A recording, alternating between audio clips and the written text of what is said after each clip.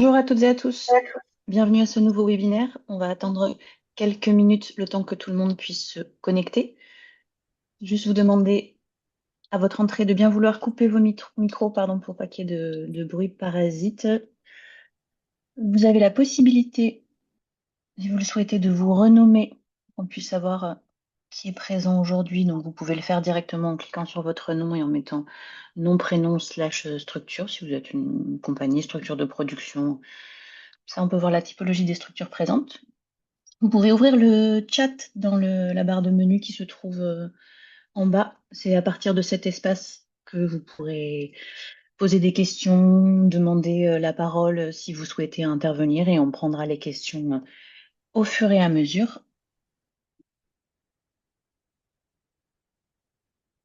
On va commencer dans une petite minute, le temps que tout le monde arrive à se connecter. Si jamais vous avez des difficultés avec le son ou avec l'image, puisque là actuellement, nous avons l'écran qui est partagé là, avec la diapo. Si jamais vous avez des difficultés, vous pouvez nous contacter en direct dans le chat.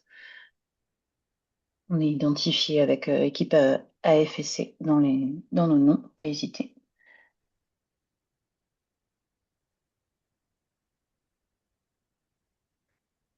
Pour rappel, ce webinaire, comme tous les autres, est enregistré et il sera remis à disposition en replay sur notre chaîne YouTube avec l'ensemble des webinaires que nous organisons pour vous proposer des outils et ressources dans le cadre de votre participation au festival. Donc, normalement, vous avez eu un petit consentement à valider à l'ouverture de la réunion. Si jamais vous ne souhaitez pas apparaître à l'écran, vous pouvez couper votre vidéo. De manière générale, on va principalement voir le diapositive et les personnes qui prennent la parole, mais si jamais vous le souhaitiez, vous pouvez couper votre vidéo. Vous avez la possibilité aussi d'activer le surtitrage. Pour activer les surtitres, vous pouvez cliquer sur le bouton Afficher les sous-titres dans la barre de navigation.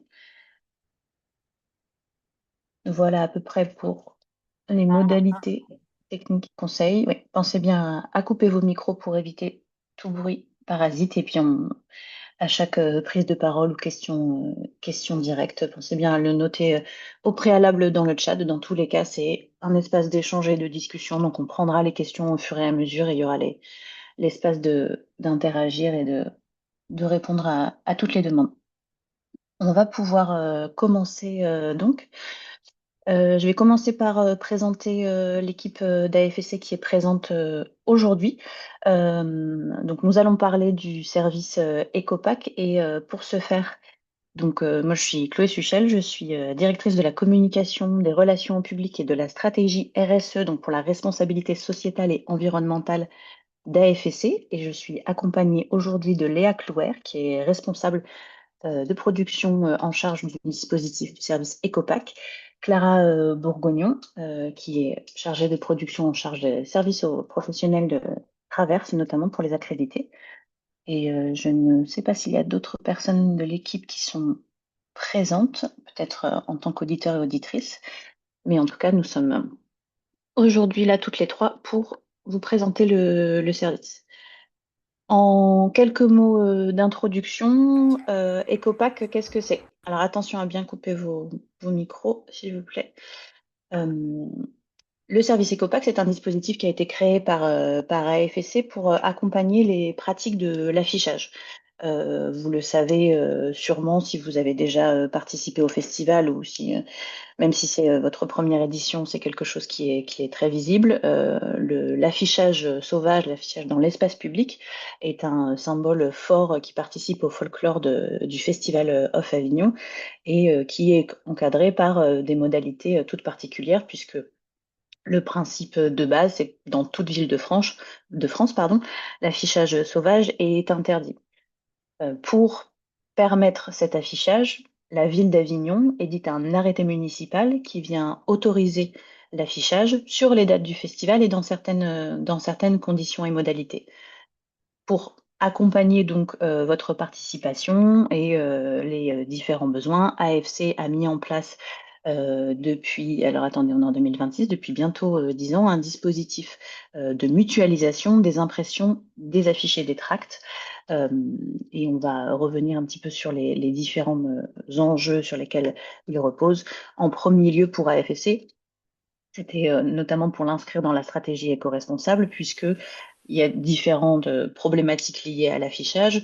Euh, un d'eux étant la production de déchets, puisque quand Avignon Festival et compagnie a commencé à travailler sur le sujet pour proposer des solutions d'adaptation et de mutualisation, nous avions fait le constat en lien avec les collectivités que l'affichage représentait plus d'une centaine de tonnes une centaine de tonnes de déchets. Et donc, c'est forcément un enjeu à prendre en compte en parallèle des enjeux de communication et de visibilité pour les compagnies. Donc, ça a été pensé comme un dispositif global pour répondre à la fois aux enjeux d'impact sur le territoire, mais aussi pour pouvoir proposer des solutions directes d'accompagnement aux structures, et notamment sur ces enjeux de visibilité. Euh, Puisque on sait que l'affichage pardon, est un espace qui peut être un espace très concurrentiel entre compagnies et qui nécessite en tout cas un accompagnement, puisque aujourd'hui l'affichage répond en premier lieu à la notion de folklore plus qu'à des enjeux de visibilité pour les compagnies. Donc, tout de même, en introduction, il est important de rappeler que si nous, aujourd'hui, on propose ce dispositif, c'est pour apporter des solutions, mais que, il faut quand même le redire, l'affichage n'a aucun caractère obligatoire. Il y a déjà un certain nombre de structures qui font le choix chaque année de ne pas afficher, et que ce n'est pas le premier élément qui va nuire à votre communication si vous faites le choix de ne pas afficher. Une fois qu'on s'est dit ça, on pourra revenir en détail aussi sur ces enjeux-là. Et en introduction aussi, je le précise, on parlera brièvement de l'arrêté municipal en fin de webinaire, et pour le moment, on va se concentrer sur le dimensionnement du service EcoPack. L'objectif de ce webinaire aujourd'hui est que ça soit un outil aussi vraiment pratique et technique dans lequel vous allez pouvoir poser vos questions. Euh, voilà, je vais laisser la parole à Léa Clouer pour qu'elle puisse prendre le relais et présenter en détail ce dispositif. Bonjour à tous, moi c'est Léa, donc je suis la responsable du service EcoPack. Donc en quelques mots, le service EcoPack en fait a été du coup comme le disait Chloé créé pour pouvoir proposer à des compagnies et structures la mutualisation des impressions de vos supports, donc affiches et tracts. L'idée de cette mutualisation, c'est de pouvoir obtenir des tarifs les plus justes et les plus avantageux possibles de par ce principe de mutualisation, tout en assurant le respect des critères qualité et quantité qui sont définis par l'arrêté municipal et que nous, on fait en sorte de respecter via nos imprimeurs qui sont sélectionnés sur justement le principe du respect de ces critères et une charte d'éco-responsabilité. Donc là, sur ce service, aujourd'hui, vous ne voyez que moi, mais c'est un service qui est composé donc de 4 personnes, qui est là aussi bien pour vous accompagner dans la création de vos visuels si vous avez des questions, ou après par la suite pour pouvoir répondre à tous les questionnements justement liés à l'affichage et à la réglementation qui est mise en place par la ville d'Avignon pour justement réglementer celui-ci. On va passer tout de suite à l'offre 2026. Donc, vous avez à l'écran actuellement les tarifs des différents produits que nous proposons via EcoPack. Vous pouvez retrouver ces tarifs dans la notice qui est disponible dans votre espace compagnie dans les documents ressources ainsi que dans le guide technique. Pour cette édition, on a fait le choix de rajouter encore 2 nouvelles quantités. Toujours dans le but de correspondre le plus aux besoins des structures en fonction de leur participation. Donc, on a rajouté une option de 25 affiches A3 et une option pour 2000 tracts. Donc, toujours, encore une fois, dans le but d'adapter au mieux les quantités aux besoins des structures. Pour ce qui est du calendrier, vous aurez la possibilité de passer commande à partir du 27 avril et vous aurez jusqu'au 11 mai midi pour terminer votre commande, la régler et nous déposer les visuels avant qu'il rentre en phase de vérification. Si vous avez des questions sur ces formats, je tiens juste à rappeler que, par exemple, les affiches cartonnées, donc c'est plutôt des affiches qui sont destinées à l'affichage de rue. Donc en extérieur, c'est des affiches qui sont pré-perforées. Donc vous avez déjà les perforations qui vous permettent d'accrocher celles-ci. Les affiches souples, elles sont plutôt recommandées, elles, pour de l'affichage dans les commerces. Donc là, vous avez le choix entre du A2 et du A3 en fonction du format qui vous correspond le mieux. Et le tract reste un tract classique en format A6. Je précise aussi que certains ont pu remplir une déclaration d'intention en début d'inscription à ce festival. Euh, il y était mentionné des affiches A4 pour justement les raisons mentionnées plus tôt de mutualisation et de construction des tarifs les plus avantageux possibles. Il a été fait le choix cette année de ne pas proposer ce A4 de par la faible quantité de demandes et donc les tarifs peu intéressants qu'on était capable de proposer. Donc voilà, c'est encore une fois des études que on peut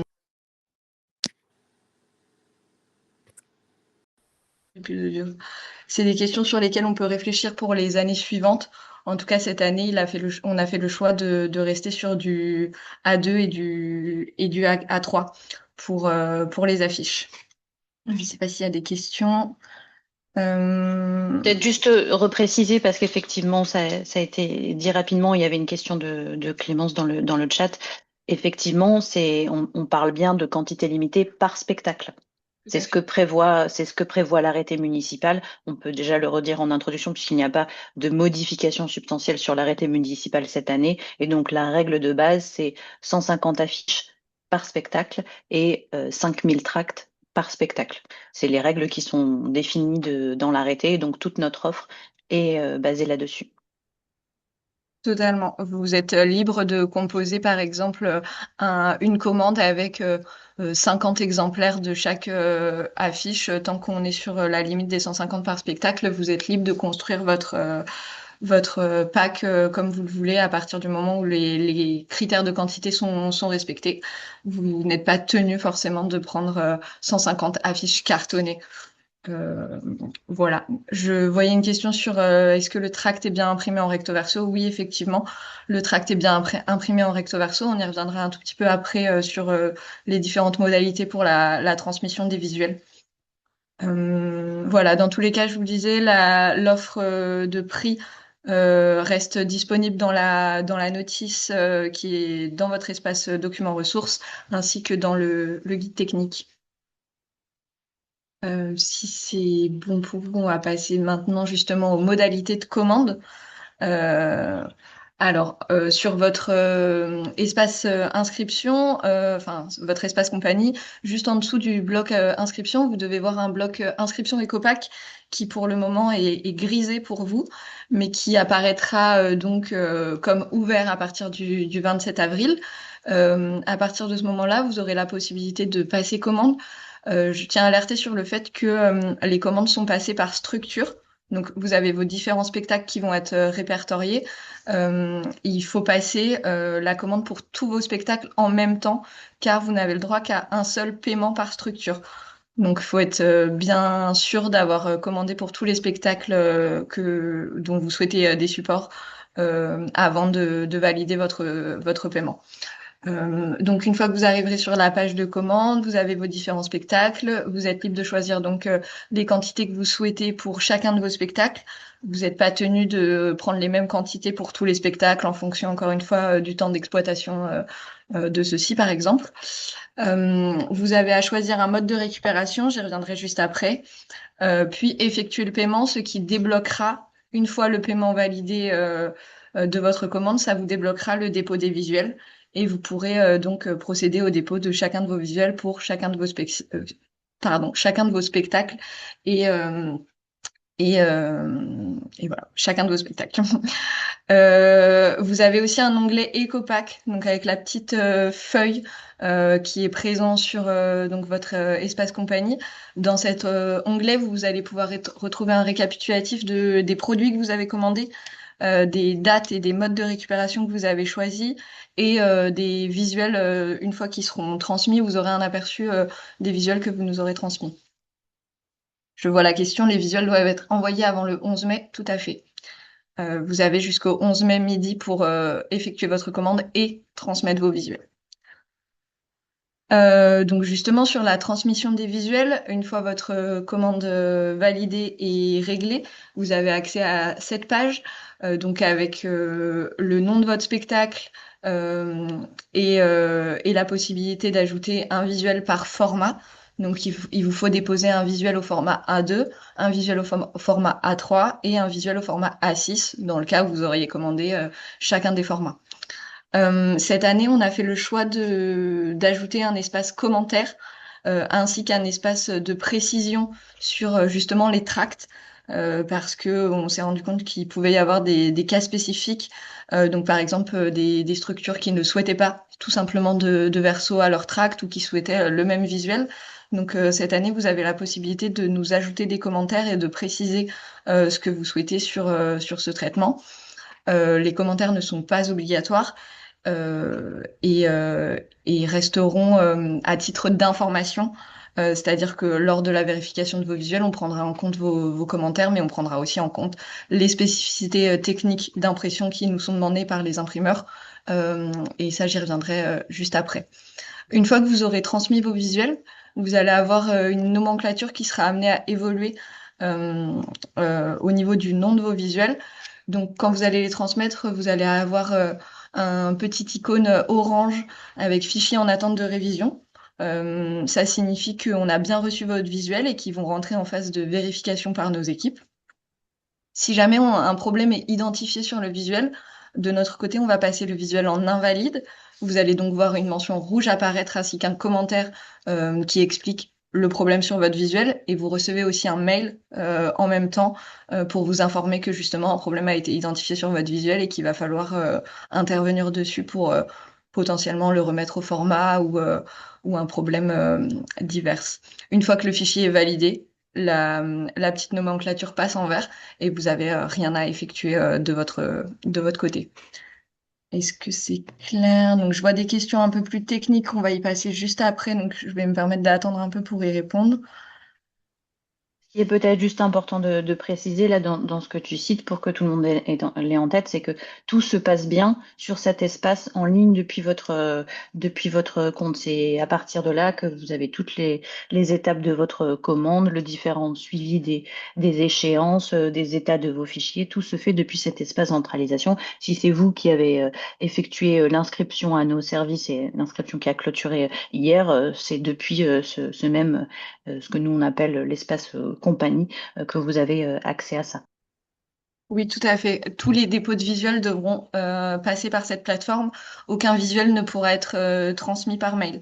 On a fait en sorte normalement que le poids des fichiers soit augmenté à 10 MO, ce qui implique que normalement tous les fichiers peuvent être bien téléchargés sur la plateforme directement, sans passer par des mails qui peuvent aussi dégrader la qualité des visuels transmis.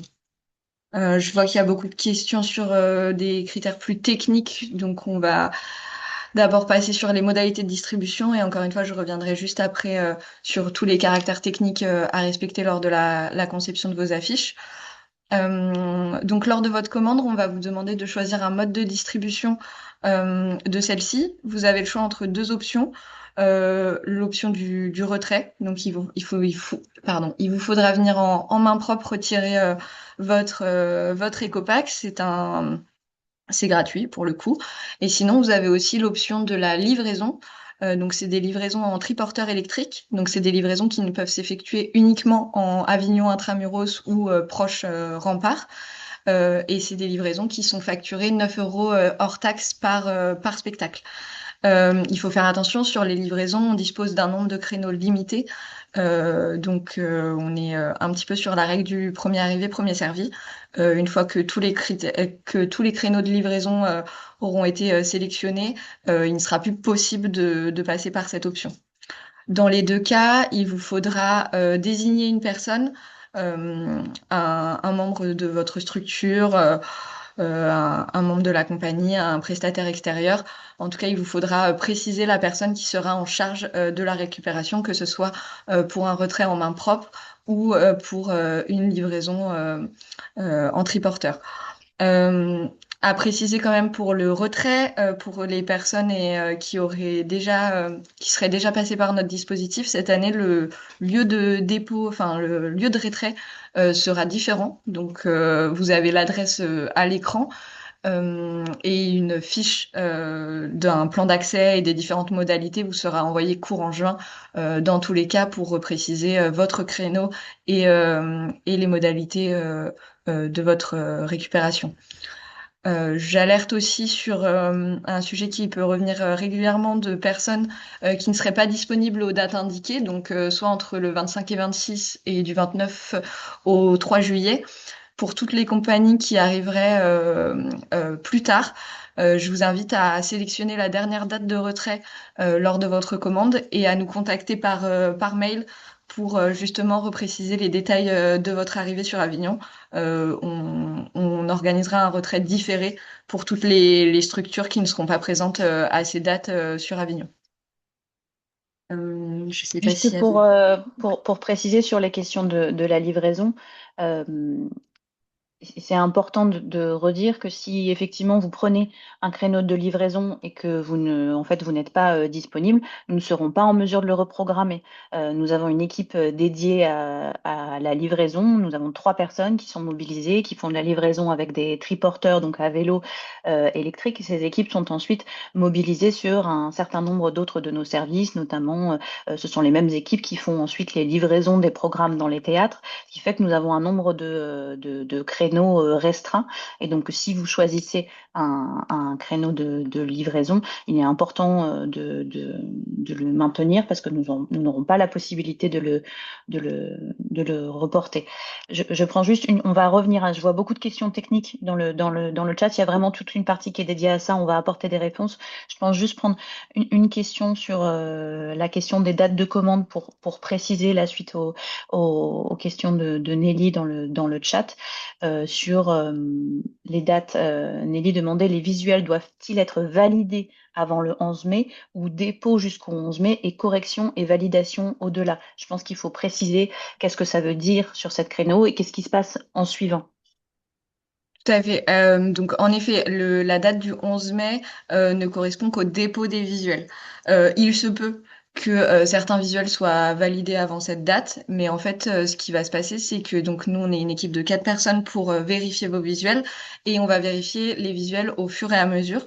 En fonction aussi des temporalités. Donc, par exemple, les visuels seront transmis les visuels seront vérifiés uniquement une fois que tous les visuels de la commande seront transmis. Et nous, on va continuer les vérifications au-delà du 11 mai. Le 11 mai, c'est réellement la date de dépôt des visuels sur la plateforme. Ensuite, nous, on enchaîne avec environ 2 semaines de pure vérification des fichiers où justement c'est une période où vous êtes amené à être contacté pour faire des corrections si nécessaire. Mais c'est vraiment juste le dépôt des visuels qui sera bloqué à partir du 11 mai. Je vois aussi une question sur le retrait le 3 juillet jusqu'à quelle heure? Les horaires prévus sont actuellement de 9h, 13h, 14h, 18h sur les retraits.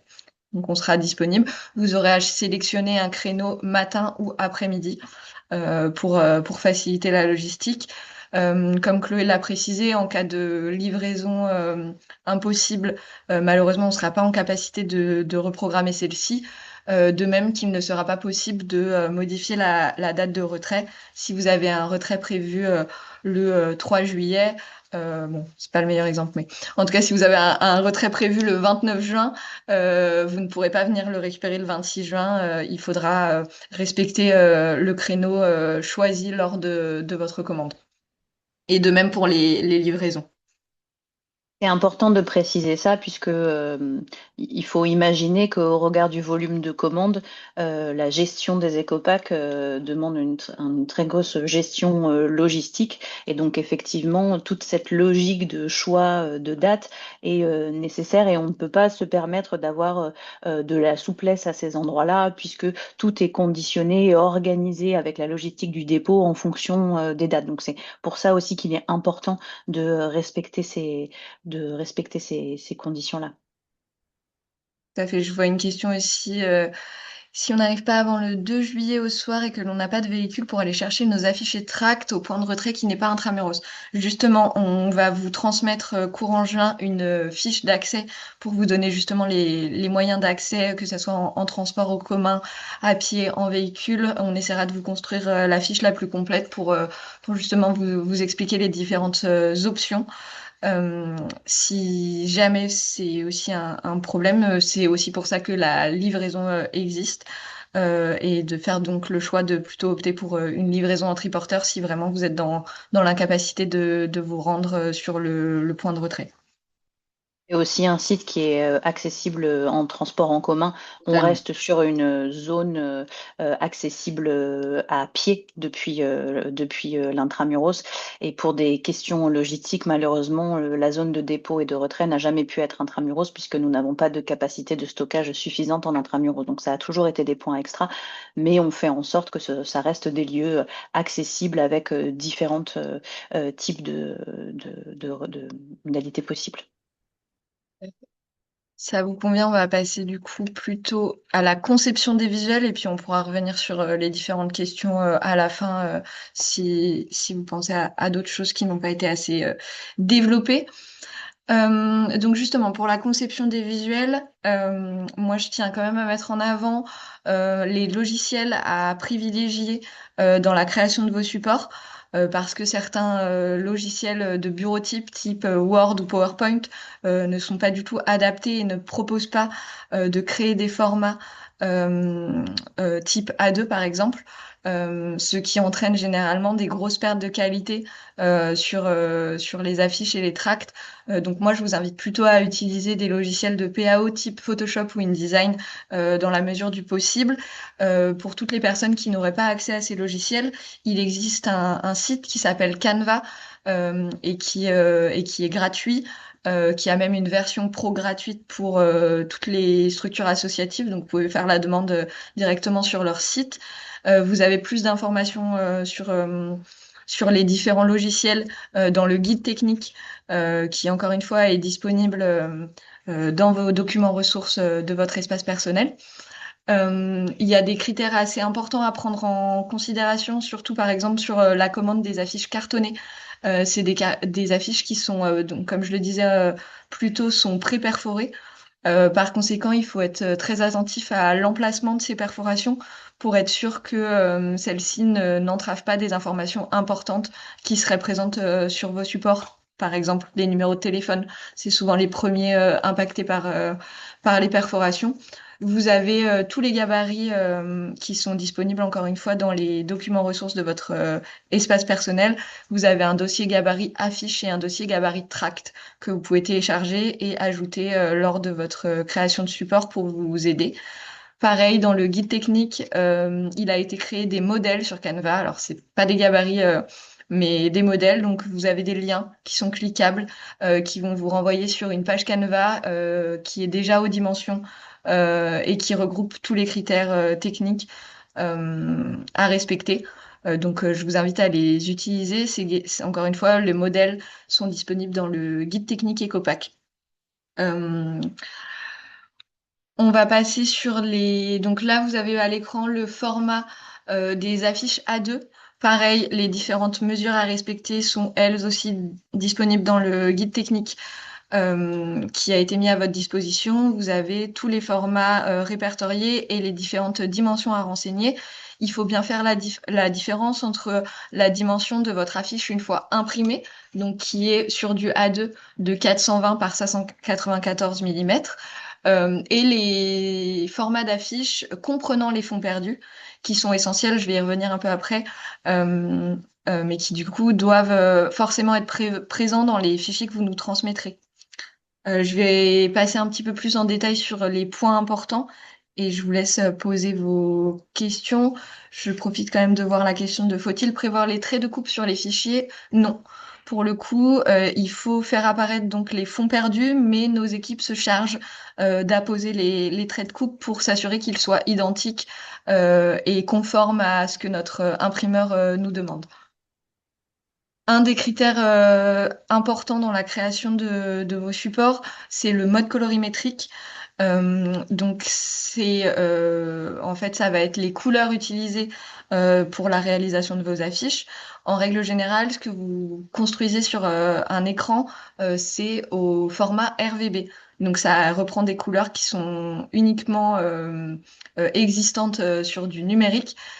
Pour les affiches et les tracts que vous nous transmettez, il faut absolument que le mode colorimétrique soit en CMJN, qui correspondent donc aux encres en fait qui sont utilisées pour l'impression.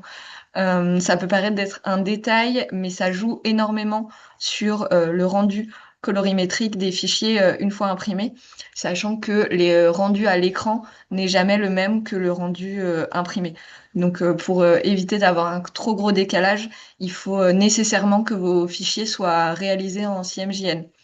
Ça, c'est un critère sur lequel nos équipes vont pouvoir intervenir sans forcément vous solliciter lors de la vérification des fichiers. Mais il faut du coup bien avoir en tête que si vous nous transmettez un fichier en RVB, on sera dans l'obligation de le convertir en CMJN et par conséquent, ça va modifier légèrement les couleurs. Vous passerez pas d'un vert qui devient orange, mais par contre, la teinte de vert que vous utilisez sera pas forcément la même que celle que vous avez vue à l'écran une fois imprimée. Un autre sujet important dans la conception, ça va être la résolution. Donc la résolution, ça va être le nombre de pixels en fait qui va être utilisé dans votre image. Pareil, en règle générale, pour tout ce qui est utilisation numérique, on est sur du 72 dpi, ce qui est largement suffisant pour de l'affichage à l'écran, mais qui ne l'est pas du tout pour de l'impression. En impression, on vous demande d'avoir forcément une résolution de 300 dpi. Encore une fois, vous avez l'exemple à l'écran qui, je pense, est assez parlant. Un visuel en 72 dpi imprimé ne rend pas du tout justice à celui-ci et est composé de plein de pixels qui vont dégrader la qualité de votre image. Ce qui veut dire que tous les éléments que vous utilisez dans votre affiche doivent eux aussi être en 300 dpi.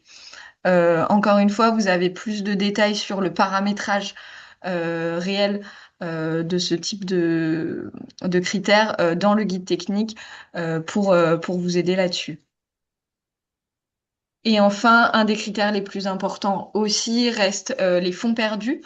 Donc les fonds perdus, en fait, ça va correspondre à le tour de vos supports qui doit être composé de votre visuel ou votre fond pour que au moment de la découpe de celui-ci, il n'y ait pas de bord blanc, par exemple, disgracieux qui ne serait pas voulu sur vos visuels. Euh, les fonds perdus doivent être de 5 millimètres de chacun des côtés et donc comporter votre fond ou votre visuel, mais ne pas comporter des informations importantes, type souvent on se retrouve avec les numéros de licence, les crédits photos. Il faut bien s'assurer qu'ils soient disposés dans la zone orange que vous voyez, donc qu'on appelle la zone de confort, qui est assez éloignée de la marge pour être sûr que lors de la découpe, ceci ne soit pas impacté. Vous avez le format fini, donc le cadre bleu, qui va correspondre à l'affiche que vous allez recevoir vous.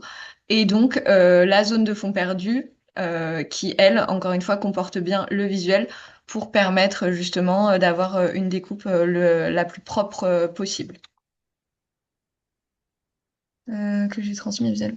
Alors, je vois que vous avez. Je réalise que j'ai transmis un visuel en RVB pour l'encart. Comment faire pour vous adresser un visuel en CMJN?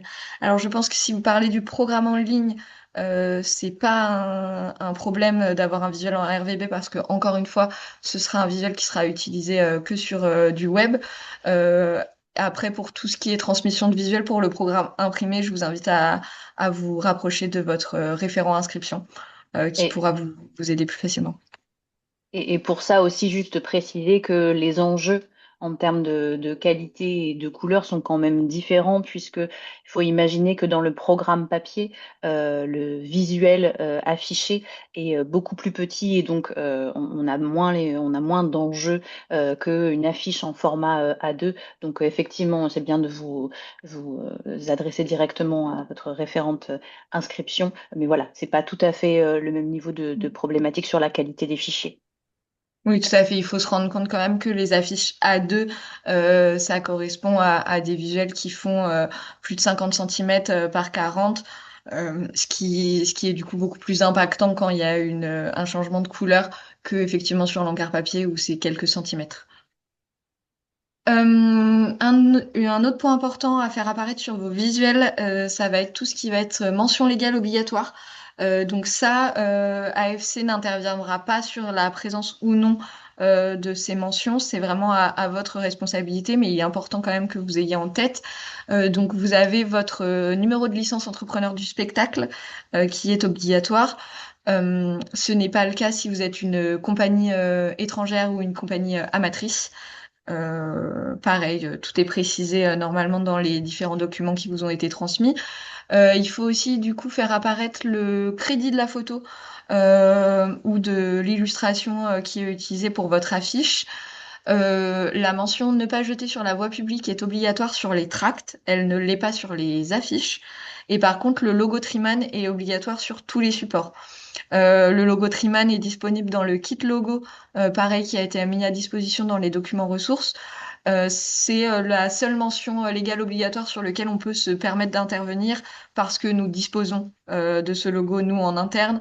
Donc, lors de la vérification des fichiers, on peut être amené à le rajouter si jamais on identifie qu'il est pas présent. Mais je tiens quand même à rappeler que ces mentions légales obligatoires sont à la responsabilité de la structure à l'origine des visuels. Juste préciser par rapport à ça, quand on parle de mentions obligatoires, ce n'est pas des mentions que nous obligeons, ce sont juste des règles pour tout type de fichiers visuels créés, fournis et diffusés dans l'espace public. C'est le cas pour n'importe quelle création. Ça fait partie des contraintes à respecter. Et donc nous, on vous alerte là-dessus, mais ce n'est pas une obligation imposée par Avignon Festival et Compagnie. C'est juste une règle légale. Et donc ça revient sur toutes les ressources qui ont été mises à disposition.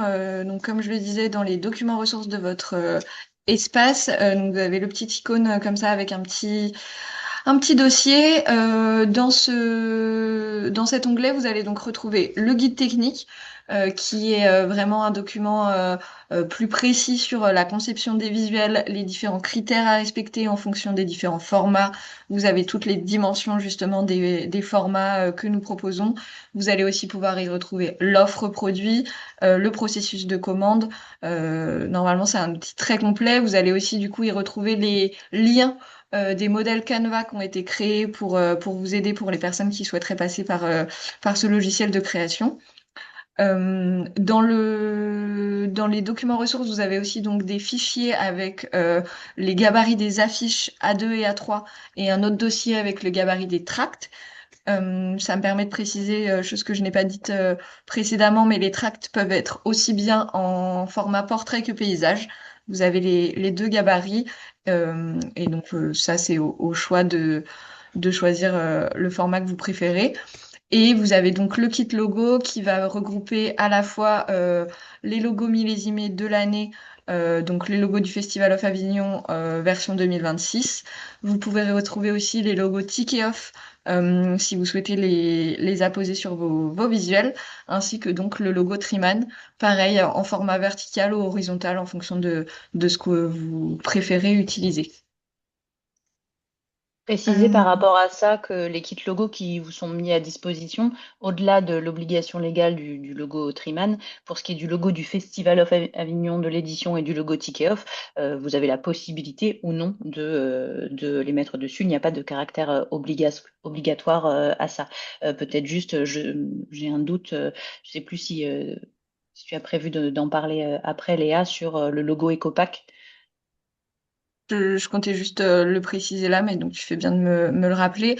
En effet, le logo EcoPack qui est mentionné dans différents documents, c'est un logo qui reste confidentiel jusqu'à la distribution des affiches, et c'est donc un logo que nos équipes apposent elles-mêmes sur les visuels et qui ne peut pas être transmis directement pour que vous le mettiez vous-même. Euh, j'ai eu la question plusieurs fois ces derniers jours.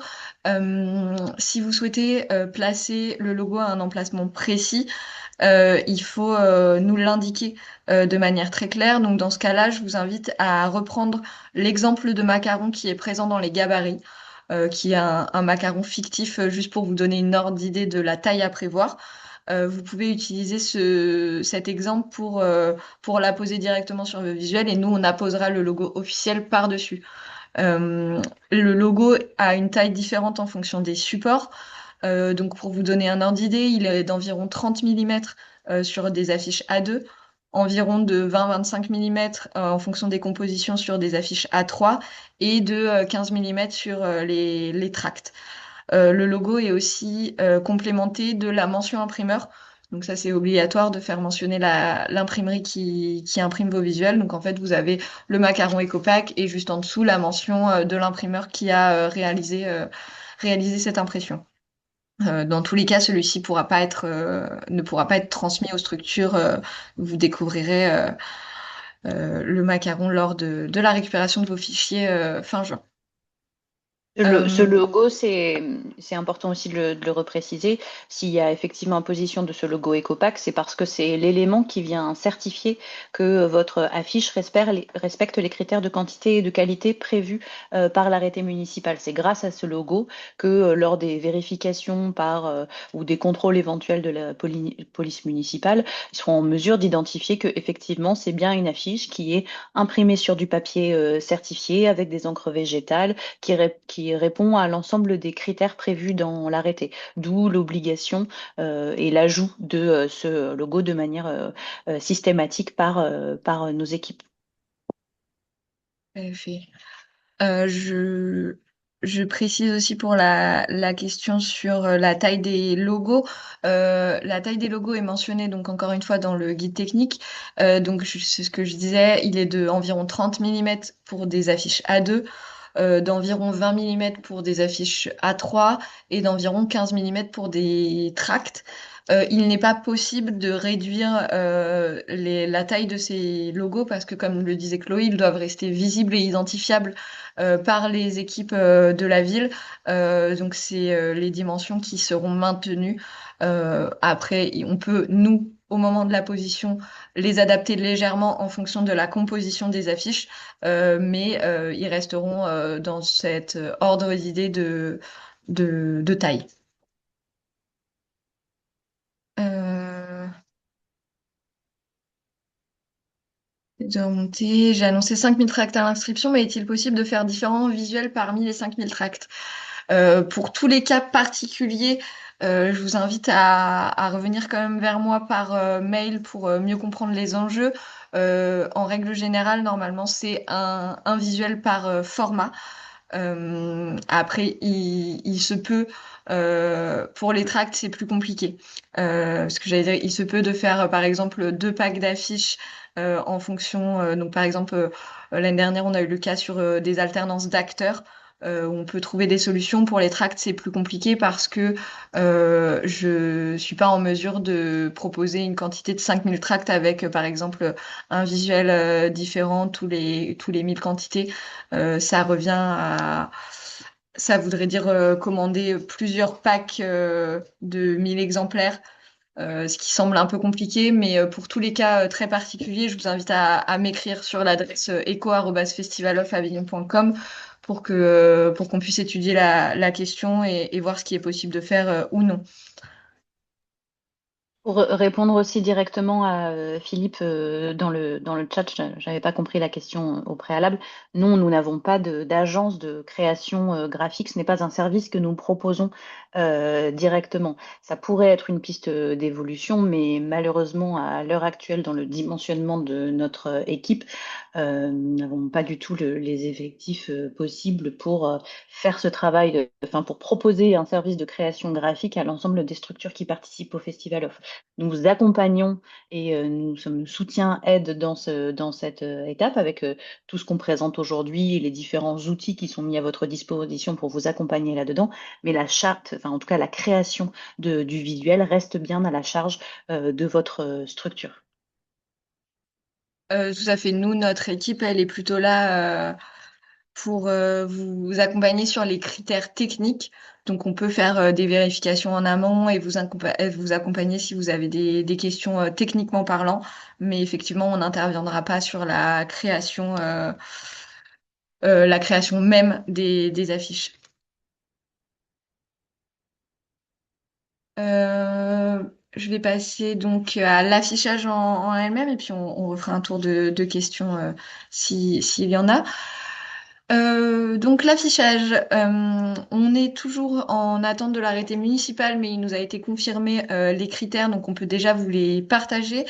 Il n'y aura pas de changement cette année sur les différentes mentions, que ce soit critères qualité, quantité ou les critères de localisation des affiches.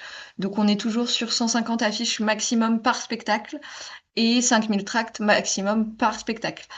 L'affichage sera autorisé à partir du 2 juillet et ce jusqu'au 25 juillet, donc date de fin du festival. Dès que l'arrêté municipal sera disponible et nous aura été transmis, on mettra aussi celui-ci à disposition dans les documents de ressources de votre espace et vous recevrez une communication pour avoir accès à l'arrêté municipal plus en détail. Pour toutes les personnes qui ne souhaiteraient pas bénéficier du dispositif Ecopack, mais qui souhaiteraient quand même afficher et tracter pendant le festival, vous êtes vous aussi donc soumis à ces différents critères qualité et quantité. Donc les critères qualité sont ceux affichés à l'écran. Donc, il faut absolument que vos impressions soient réalisées sur des papiers certifiés FSC mixte 70 ou 100% recyclés, avec de l'utilisation d'encre écologique. En règle générale, c'est de l'encre végétale qui est utilisée. Pour toutes les personnes qui ne passeront pas par le dispositif, vous aurez quand même besoin de transmettre justement les justificatifs de vos impressions à l'adresse mail de la mairie d'Avignon qui s'affiche à votre écran. Donc c'est brigade.environnementfestival@mairie-avignon.com. Il vous faudra donc transmettre vos justificatifs d'impression qui mentionnent à la fois les critères quantité et qualité. Donc c'est la brigade environnement de la ville qui se charge de vérifier que vous êtes en légalité face à l'arrêté municipal et donc qu'il n'y a pas de souci avec votre affichage. Pour ceux qui étaient là pas l'année dernière, mais les 2 années d'avant, il n'y a plus de distribution de stickers par AFC. C'est réellement cette adresse mail et la brigade environnement de la ville d'Avignon qui s'occupe de toutes les impressions qui ne passent pas par notre service. Voilà. Juste pour Je sais pas préciser si... sur la question de l'arrêté, donc Léa l'a dit, il n'y a pas de changement significatif. Le 2 juillet, on est sur la même règle que les éditions précédentes, à savoir 48 heures avant le début du festival, puisque nous avons toujours 48 heures avant le début de l'affichage, la veille du début du festival, la parade d'ouverture, et ensuite le premier jour, là, qui sera le samedi 4. Donc on reste sur des règles euh, euh, équivalentes aux années précédentes. Il est important de préciser que l'arrêté municipal repose sur un principe de règle cumulative. Euh, les écopacs, et si vous ne passez pas par les écopacs, la transmission de vos justificatifs à la ville permet de répondre aux critères de quantité et de qualité. Ça ne répond pas aux règles d'affichage, de lieu d'affichage dans l'espace public. C'est en ce sens qu'on parle bien de critères cumulatifs. Ce n'est pas parce que vous êtes passé par les écopacs que vous êtes dispensé de respecter aussi les règles d'affichage et d'être attentif sur les lieux interdits. Pour tout ça, on vous accompagne aussi sur la question. Là, aujourd'hui, on ne rentre pas dans un niveau de détail pousser sur l'arrêté municipal parce que nous n'avons pas encore la version finalisée, même si nous savons déjà que les critères seront les mêmes. Mais par contre, on vous met aussi à disposition des outils pour vous accompagner dans la compréhension de cet arrêté. L'équipe de Léa fournit notamment un guide d'accompagnement à l'affichage pour clarifier les règles et vous permettre d'avoir une meilleure visibilité sur quels espaces sont interdits, quels espaces sont tolérés, quels espaces sont autorisés. C'est tout le travail qu'on fait aussi pour vous accompagner là-dedans, mais il faut bien avoir en tête que ce n'est pas parce que vous passez par les écopacs que vous êtes exempt de respecter aussi les règles d'affichage dans l'espace public. Ce sont bien des critères cumulatifs. Tout à fait, ça me donne l'opportunité de préciser que vous pouvez regarder le webinaire 2025 consacré à l'affichage, donc celui de l'année dernière, où on a abordé un peu plus en détail les différents critères.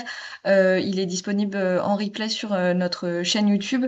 Les critères n'allant pas évoluer cette année, toutes les globales informations hors date et ce genre de choses restent les mêmes. Donc, si vous voulez en savoir plus dès maintenant, je vous invite à consulter ce webinaire. Effectivement, on produira des documents pour vous accompagner dans cette lecture. Je vois aussi une question sur l'heure de l'affichage. Tant qu'on n'a pas l'arrêté entre les mains, il est difficile de vous donner une réponse fiable, mais ça devrait être 22 heures comme les années précédentes, c'est-à-dire un affichage de nuit. Je sais que c'est pas forcément la volonté de la plupart d'entre vous.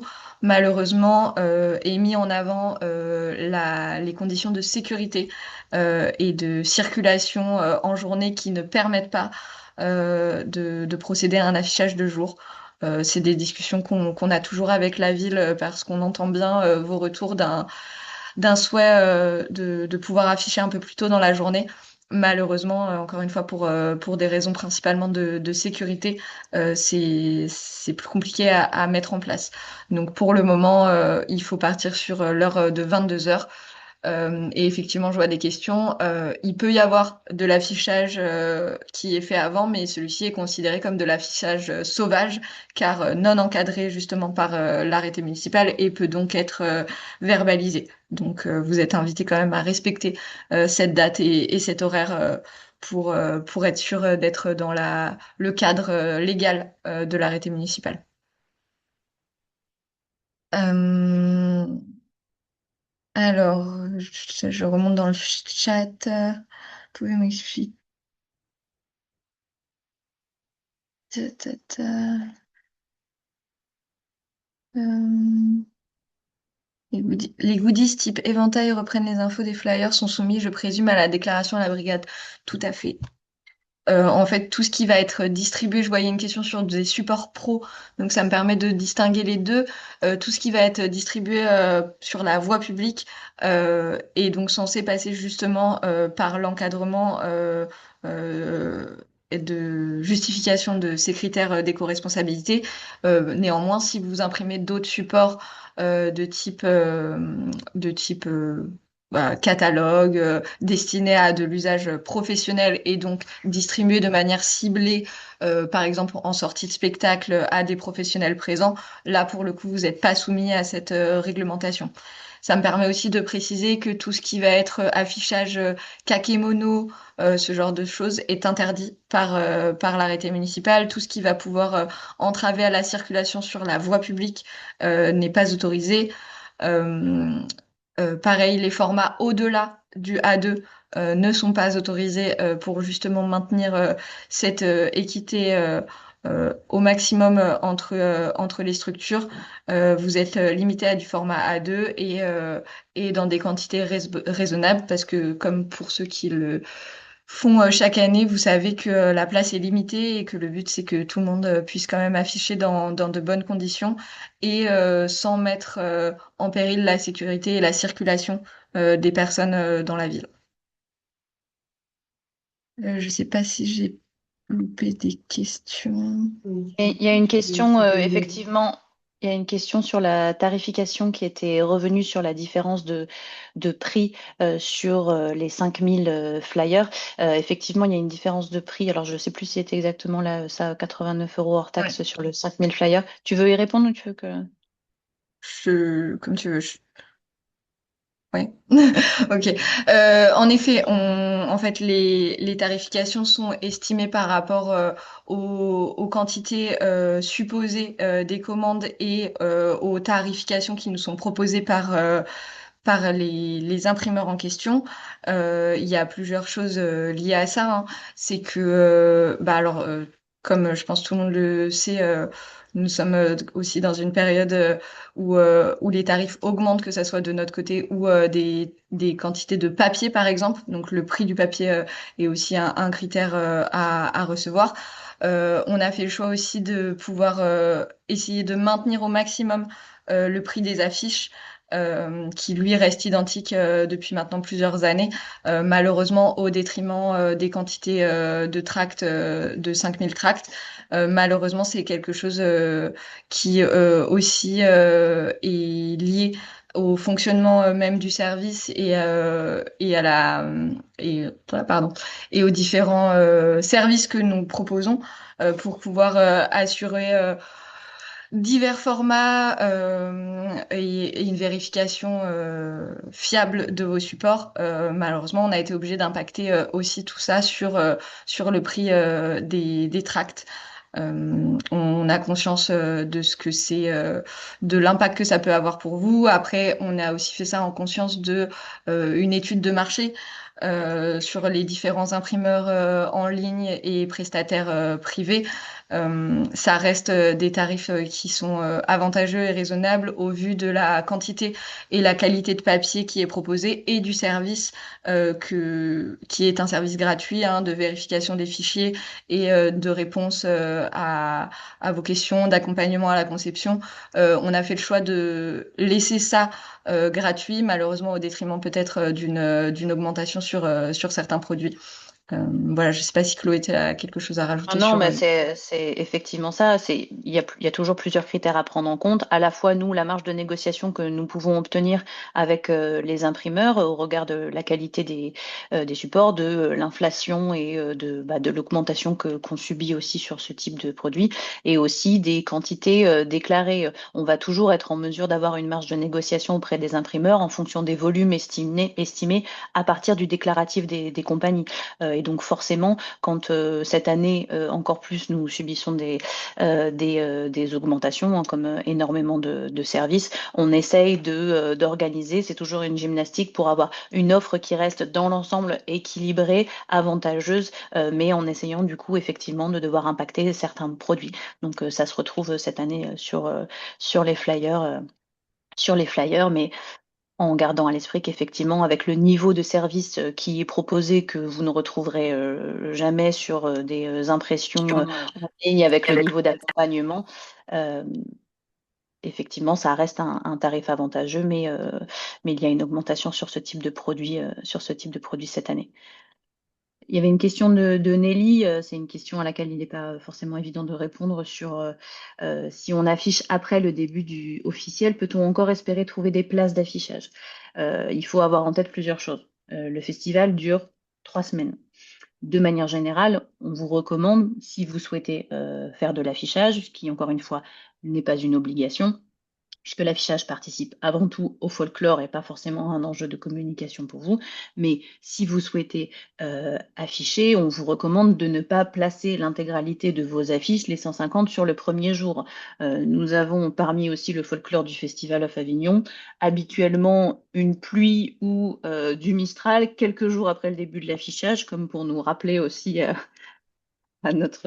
nos règles là-dessus. Donc, il est plutôt conseillé d'étaler et de ne pas afficher tout d'un coup, puisque le festival dure 3 semaines. Il faut penser aux conditions climatiques, à la détérioration possible. Il peut y avoir, enfin voilà, un certain nombre d'enjeux qui font que les affiches se sont détériorées au fur et à mesure. Et comme on l'a dit, le nombre d'affiches étant limité à 150, il n'y aura pas de réassort si vous avez placé vos 150 affiches le premier jour et que vous souhaitez en repositionner.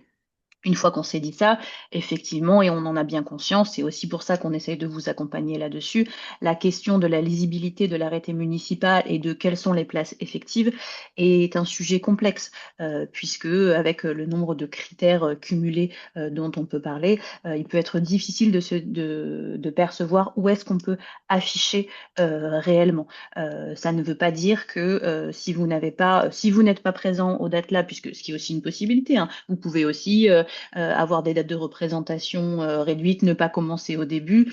Ce n'est pas, ça ne va pas impacter votre exploitation. Si vous jouez que sur une deuxième partie du festival, que vous arrivez au 10 juillet, vous aurez encore la possibilité d'afficher. Le festival dure 3 semaines, il y a du renouvellement, voilà, il peut y avoir des intempéries, donc ça peut bouger. Euh, voilà, après, ça reste un sujet, et on en a bien conscience, c'est pour ça qu'on essaie de vous accompagner là-dedans. L'affichage reste un enjeu complexe au regard de la lisibilité de l'arrêté et de la compréhension des espaces euh, effectivement autorisés. Je me permets de compléter par rapport à ça. C'est effectivement possible d'afficher tout au long du festival. Je sais que l'année dernière, j'ai eu plusieurs cas de compagnie qui ne faisaient que la moitié, une semaine, qui ont aussi pu s'organiser avec des compagnies à l'inverse, qui avaient joué la première semaine, mais qui s'arrêtaient pour effectuer une dépose d'affiches et un remplacement par le spectacle qui prenait la suite de son créneau, par exemple, vis-à-vis de son théâtre. C'est des choses qui peuvent s'organiser aussi entre vous, de même pour les compagnies qui ne sont pas encore arrivées sur place. Certaines compagnies, l'année dernière, ont fait le choix de confier leur affichage à d'autres compagnies qui jouaient dans le même lieu et qui en ont profité pour afficher les deux affiches en même temps. Je pense que vous pouvez aussi entre vous faire preuve d'une solidarité sur ces sujets parce que malheureusement loger aussi tous à la même enseigne ce que rappelait Chloé, donc du manque de place et du, je sais, une lisibilité de l'arrêté assez compliquée. On essaye de travailler le plus possible en lien avec la ville et nous sur la création de supports pour vous accompagner, mais on a conscience de la complexité du sujet. Et de même que je vous invite à choisir les quantités en fonction, encore une fois, de votre temps de présence sur le festival. Si vous n'êtes présent qu'une semaine, par exemple, euh, il n'est pas utile, sincèrement, de commander 150 affiches, car vous n'aurez pas l'espace et le temps d'afficher ces 150 affiches réellement sur l'exploitation d'une semaine. Donc, il vaut mieux privilégier une quantité réduite et pouvoir exploiter entièrement ces quantités que de se retrouver avec plus d'une cinquantaine d'affiches non utilisées que vous aurez malheureusement payé pour rien, de même pour les quantités de tracts que vous choisirez. Donc oui, hein, je revois les questions. En effet, l'affichage sera bien autorisé à partir du 2 juillet 22 heures et ce, tous les jours durant le festival. Vous serez totalement libre d'aller justement continuer à afficher pendant toute la durée du festival. Oui, je vois le CDN de Rouen et votre question. Je vous invite à effectivement revenir vers moi par mail. Vous êtes plusieurs structures qui avaient besoin d'un fonctionnement différent, donc on peut effectivement trouver des solutions pour que ça soit possible quand même pour vous. Les kakémonos devant les théâtres, en effet, comme la réponse de Chloé, l'année dernière, on a pu quand même avoir pas mal de retours de la brigade environnement sur ces sujets de kakémonos. Il faut que s'ils existent, ils soient vraiment apposés le long du mur et en accord avec votre théâtre. Il ne faut en aucun cas que celui-ci gêne la circulation des personnes et des véhicules dans la ville, d'autant plus à Avignon avec le potentiel Mistral bien connu qui fait souvent des siennes et qui renverse très régulièrement ce genre de support. Les bâches aussi, les bâches, tout ce qui va être bâches plastifiées et étendues le long d'un balcon ou ce genre de choses, ça reste des éléments qui sont interdits par l'arrêté municipal. Est-ce qu'on a fait le tour globalement des Il y questions, avait Viviane? une autre question, je pense qu'il faudrait le repréciser, une question de Laurence. À partir de quelle date pourra-t-on choisir son créneau de livraison des supports? Rappelez ça dans le processus de commande.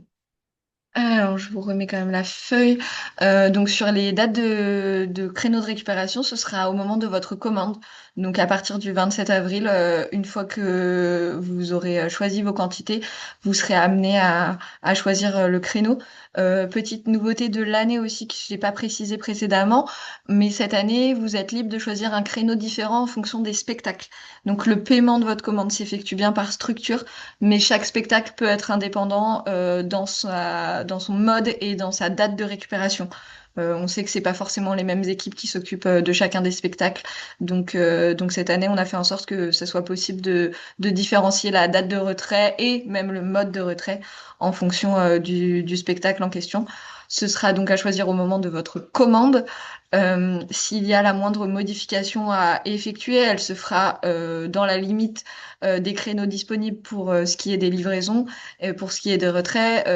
Cela devra s'effectuer au plus tard début juin. Car cela a un vrai impact sur la livraison de vos supports. Donc une fois que vos supports sont chez notre imprimeur et donc imprimés et conditionnés, il est plus compliqué de procéder à une modification de créneau. Donc si jamais au moment de votre commande, vous choisissez un créneau et que vous vous rendez compte qu'il va falloir effectuer un changement, je vous invite à nous contacter avant le 1er juin pour qu'on soit sûr de rendre celui-ci disponible au créneau choisi fin juin. Il y avait une question aussi de Casimir dans le chat et c'est une très bonne remarque. Effectivement, existe-t-il une charte de bonne conduite concernant le respect des affiches et leur non-recouvrement? C'est quelque chose qui n'existe pas aujourd'hui. Nous essayons d'être à un endroit de recommandation, mais effectivement, c'est très pertinent et c'est quelque chose à laquelle on pourrait réfléchir. Alors, sur ce genre de dispositif, de charte et au regard de notre fonctionnement, puisque nous sommes une structure associative, c'est quelque chose ça c'est un sujet qui devrait faire l'objet d'un groupe de travail et d'une validation par notre conseil d'administration, mais c'est effectivement très pertinent et ça pourrait aussi permettre d'améliorer les conditions et cette logique en tout cas, aller à l'encontre de cette logique de concurrence qui peut exister, puisque malheureusement, ça reste à la marge, mais malheureusement, on sait qu'il peut y avoir euh, des pratiques abusives sur la question de l'affichage entre les structures. Donc, très pertinent, on le prend en compte pour essayer d'y travailler. Jean-François posait aussi la question pardon, d'une charte d'utilisation. J'ai vu dans la documentation qu'il existe une charte d'utilisation du logo Festival Off et du logo EcoPack. Existe-t-il une charte pour le logo Ticket Off et le logo Triman? Les chartes d'utilisation, oui, pour Ticket Off. Nous n'avons pas de charte dédiée à Ticket Off, mais c'est les mêmes règles qui s'appliquent à notre logo Festival Off. Et pour le logo Triman, ça, je ne sais pas répondre à la question, Léa. Je ne sais pas si tu as les éléments de Pour, réponse là-dessus. pour le logo Triman, c'est un logo qui est fourni par l'État. Donc pareil, il doit à peu près se conformer à notre règle d'utilisation, c'est-à-dire pas de déformation. Après, je sais qu'il existe plusieurs versions. Ce qui est important à faire mentionner, donc ça va être le petit bonhomme dans son cercle d'éco-responsabilité et qui indique le bac de recyclage. Donc là, dans le kit logo, vous avez les versions jaunes qui sont les versions les plus utilisées. Je sais qu'il existe aussi des versions noires et blancs. Mais encore une fois, il faut que celui-ci respecte bien l'indication de recyclage qui est présente, qui n'est pas la même dans tous les cas. Donc moi, je vous invite quand même à utiliser les logos que nous, on vous transmet parce que je sais les logos qui sont les plus pertinents pour l'usage. Et par contre, pareil, la règle s'applique de non-déformation du logo. Après, vous êtes libre de réadapter sa taille à partir du moment où il reste lisible et visible.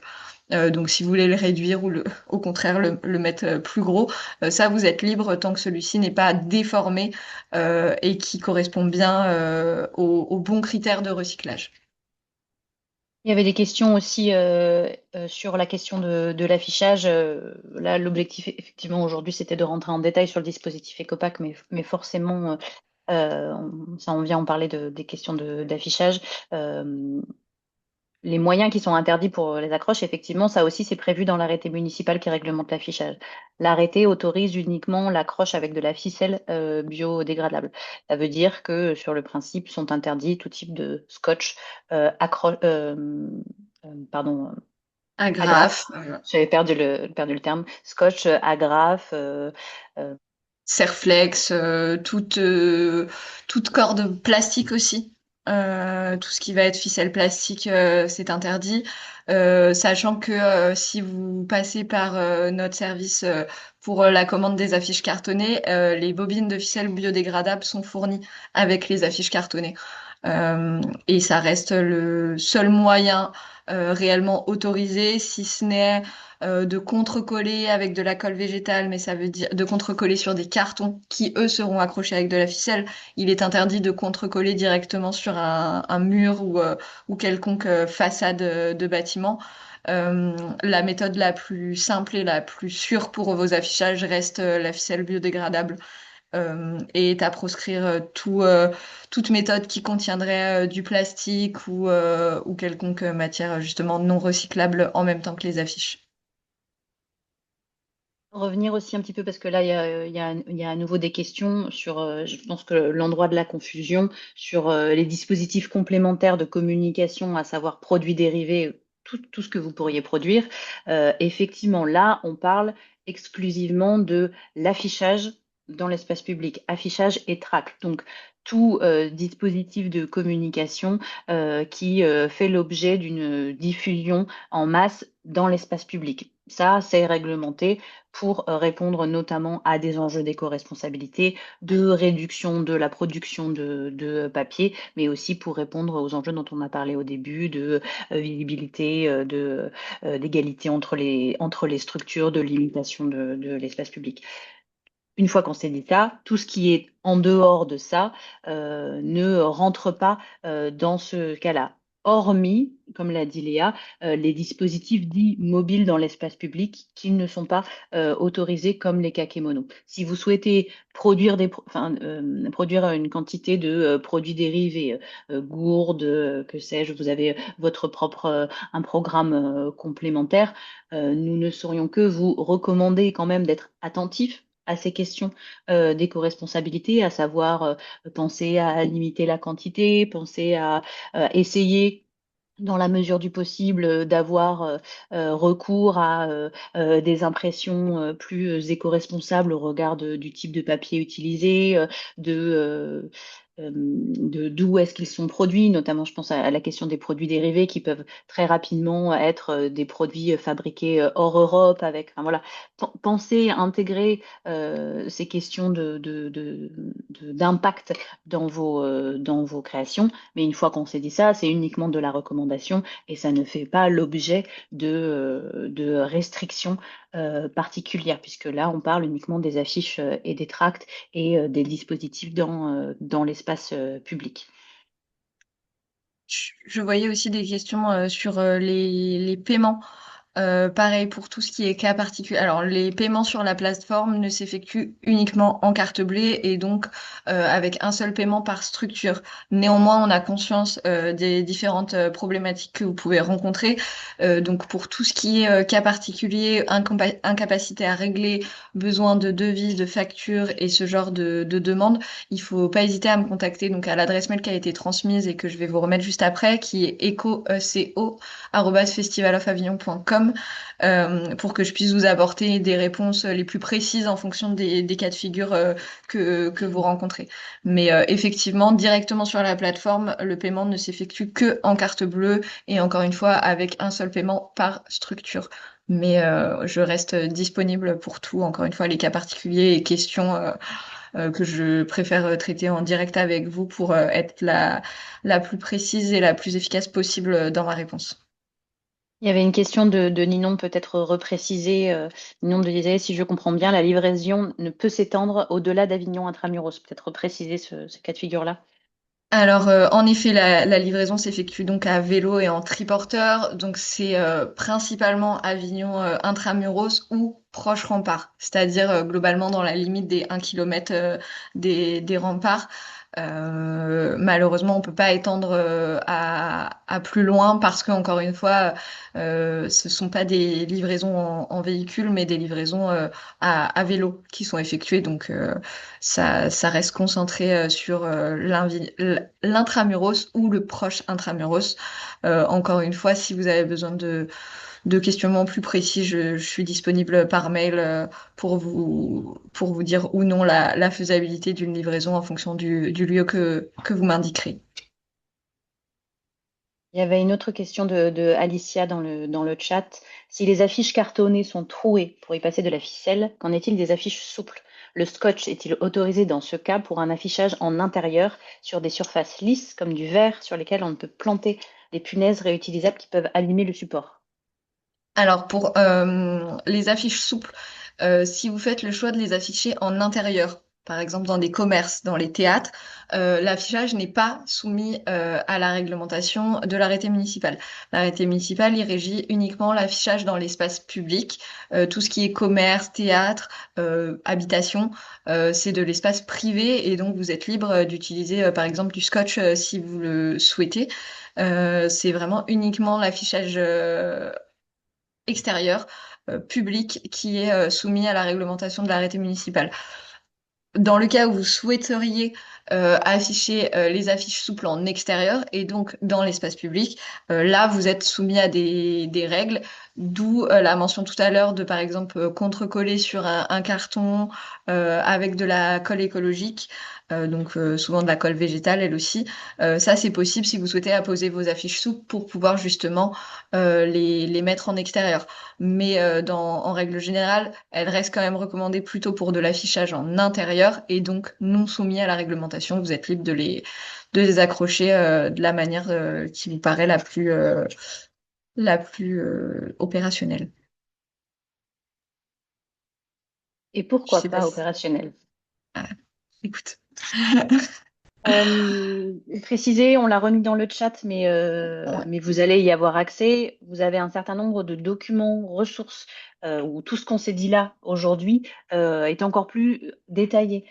Ces documents, ils sont vraiment pensés pour vous accompagner, donc il ne faut pas hésiter à les utiliser. C'est le cas de la notice pas à pas du guide technique où vous allez retrouver toutes ces informations-là. C'est vraiment des supports pensés pour vous accompagner. C'est le cas après Léa l'a dit, nous avons une équipe dédiée que Léa pilote qui est aussi là pour vous accompagner, avoir un niveau de service conséquent. Donc voilà, on continue de vous accompagner, vous soutenir sur ces questions-là et vous pouvez retrouver l'ensemble de ces documents dans votre espace compagnie, dans l'onglet ressources. Ils sont déjà disponibles, même si la commande n'est pas encore ouverte, puisque pour rappel, elle le sera à partir du 27 avril et jusqu'au 11 mai. Ces documents sont déjà disponibles. Si vous êtes en train de travailler, ou peut-être que vous l'avez déjà fait, travailler la création de vos affiches, n'hésitez pas à utiliser ces supports pour vérifier les critères ou pour vous accompagner. Et vous pouvez déjà solliciter aussi l'équipe en direct si vous avez des questions particulières. Peut-être remettre la dernière slide avec les contacts. Euh, Juste en bas, euh, vous avez l'adresse mail sur laquelle me contacter, ainsi que deux numéros de téléphone sur lesquels vous pouvez nous appeler pour avoir plus de précisions. Je précise aussi que sur le guide et la notice, des versions traduites en anglais arrivent. C'est prévu.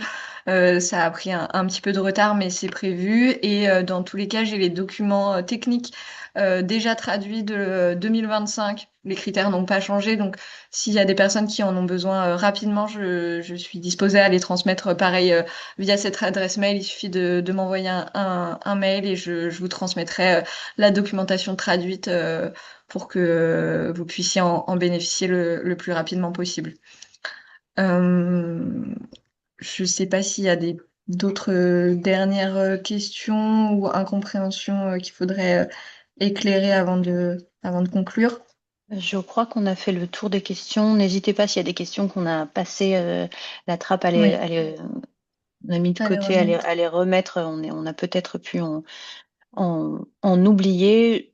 Pour rappel aussi, on a évoqué, je le redis, hein, la question de l'arrêté municipal qui réglemente l'affichage.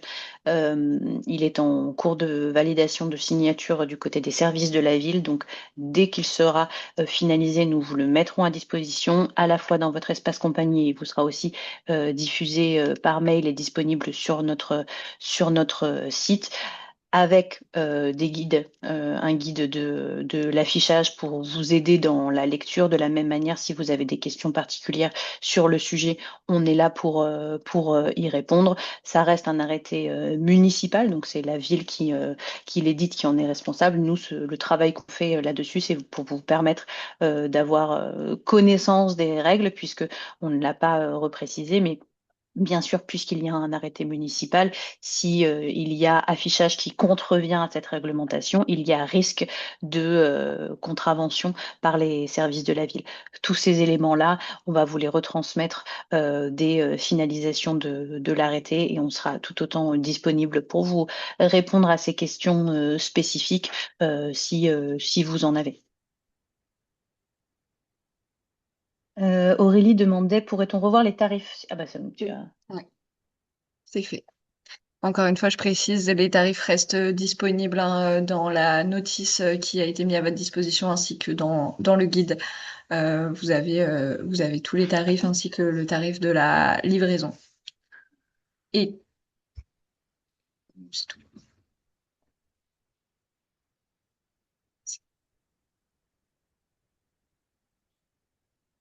Je suis en train de juste, je remets les liens s'il y a besoin. Oui, il y a les versions lien aussi, effectivement, qui sont. Les zones d'affichage seront indiquées dans l'arrêté. Tout à fait. On vous transmettra en même temps que l'arrêté écrit deux cartes qui sont éditées par la ville qui reprennent les différents lieux autorisés et interdits, sachant que je tiens à rappeler que même dans les lieux autorisés, les méthodes d'affichage sont elles aussi réglementées. Donc l'espace peut être autorisé à l'affichage, mais il faut quand même se conformer aux différentes réglementations de procédés d'affichage. Donc, par exemple, ne pas aller au-delà des 3 mètres, ne pas faire de banderole, ce genre de critères qui est répertorié dans l'affichage. Mais effectivement, on vous transmettra tous les documents édités par la ville, en plus de notre guide qui lui aussi dispose d'une carte interactive pour vous montrer justement les différents lieux euh, protégés, parce qu'on en a beaucoup à Avignon, qui sont eux totalement interdits. Par exemple, la zone du Palais des Papes est elle totalement exemptée d'affichage car zone protégée. Je vous ai remis le lien sur le webinaire 2025. Donc attention, on parle bien du webinaire de l'année dernière qui était entré en détail sur l'affichage dans l'espace public. Je vous le remets puisque là, dans l'attente d'avoir le nouvel arrêté, on sait que les conditions seront les mêmes. Uniquement la question des dates, de la date d'affichage va être différente puisque là, ce sera bien les dates pour 2026. Mais vous avez en tout cas un niveau déjà de détail sur la réglementation que vous pouvez retrouver dans ce webinaire dans l'attente d'avoir le nouvel arrêté. Ça permet déjà d'avoir un premier niveau d'information. Il y avait une dernière question de Ninon.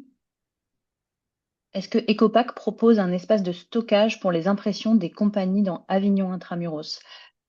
Ça, effectivement, non, ce n'est pas un service que nous proposons pour le moment. La plupart du temps, alors ça, c'est vraiment, il n'y a pas de règle définie là-dessus, c'est une question d'usage. C'est soit avoir directement avec votre théâtre, si le théâtre vous met un espace à disposition pour vos affiches, ou alors dans vos propres espaces. Ça pourrait être, enfin en tout cas, nous ne disposons pas pardon, d'espace de stockage dédié en intramuros pour répondre à cette problématique. Et comme ce n'est pas un sujet qui est particulièrement revenu, nous n'y avons pas travaillé en particulier. Donc là, pour le moment, je ne pourrais pas vous répondre positivement à ça. C'est plutôt à voir en fonction de votre organisation et à voir avec votre lieu si celui-ci vous met à disposition un espace. Je vois la question sur aurez-vous une affiche mock avec tous les détails techniques et visuels que l'on doit mettre sur nos affiches sur lesquelles on pourrait se baser pour nous aider. Je pense qu'on parle en partie de gabarits. Donc ça, les gabarits sont disponibles dans, encore une fois, les documents ressources de votre espace personnel. Vous retrouvez sur ces gabarits justement tous les mentions légales obligatoires, les différents critères techniques à respecter. Si vous avez besoin de plus d'exemples et encore une fois de plus d'informations pour préciser ces besoins, je vous invite à me contacter par mail et je serai peut-être plus à même à vous montrer des exemples ou à vous accompagner sur les différents éléments. Je profite pour vous dire aussi que donc là on est à une petite dizaine de jours de l'ouverture des commandes. Donc si vous souhaitez des informations sur la conception des visuels, faut pas hésiter à me contacter dès maintenant pour m'envoyer par exemple des exemples ou des questionnements que vous avez sur la création de vos supports. Euh, je suis disponible même avant l'ouverture du service pour répondre à toutes ces questions et vous accompagner pour que justement au moment du dépôt des visuels, vous vous assuriez d'avoir un visuel le plus conforme possible au cahier des charges. Et le grammage du flyer est de 250 grammes. Les affiches souples sont en 90 et les affiches cartonnées en 400. Donc les affiches cartonnées, elles sont vraiment épaisses et rigides et les flyers sont, eux, en 250 grammes. C'est un papier classique de flyer. Il n'est pas aussi souple que les affiches souples pour permettre aussi sa durée dans le temps lors du tractage. Oui, c'est plus conseil, je vous contacterai. Oui, pas de souci, je suis disponible par mail pour, euh, pour vous accompagner. Je pense qu'on est venu au Ouais. bout là des différentes questions. Encore une fois, hein, si vous n'avez pas suivi l'intégralité, vous avez les documents ressources pour sur lesquels vous pouvez vous appuyer. Ce webinaire était enregistré et sera à nouveau disponible sur notre chaîne YouTube. C'est le cas de l'ensemble des webinaires que nous proposons, puisque pendant toute la période de préparation au festival, nous avons un cycle de webinaires sur des sujets très variés, allant de l'affichage, les relations presse, les ressources, les aides financières, les différents dispositifs existants. Tous ces webinaires sont gratuits. Vous pouvez vous y inscrire. Vous les retrouvez tous sur notre agenda en ligne et l'ensemble des webinaires sont enregistrés et remis à disposition sur notre chaîne YouTube. Donc, n'hésitez pas à utiliser ces ressources-là qui sont vraiment pensées pour vous accompagner. Et encore une fois, toute notre équipe, en fonction des différents services, reste disponible en dehors de ces temps de webinaire pour répondre à vos questions. Donc, n'hésitez pas à nous solliciter. C'est vraiment au cœur de notre activité d'être là pour accompagner votre participation. Voilà, je crois qu'on est venu au bout. Je vois pas d'autres questions. J'en profite pour vous remercier toutes et tous. J'ai vu aussi que dans le chat, il y avait aussi des retours positifs. Donc, merci beaucoup à vous, hein. N'hésitez pas à nous faire aussi des retours sur le type de sujet que vous aimeriez voir dans ces webinaires ou sur enfin, quelconque recommandation. Ça nous permet aussi de faire évoluer nos services et les propositions qu'on peut vous faire. Donc, n'hésitez pas à nous contacter pour ce genre de questions. Merci Léa et merci Clara pour je vois plein de Merci à petits cœurs toi. volés. Merci à tous et merci à vous pour la co-animation de ce webinaire. Bonne journée à toutes et à tous. Merci beaucoup. Merci beaucoup, au revoir.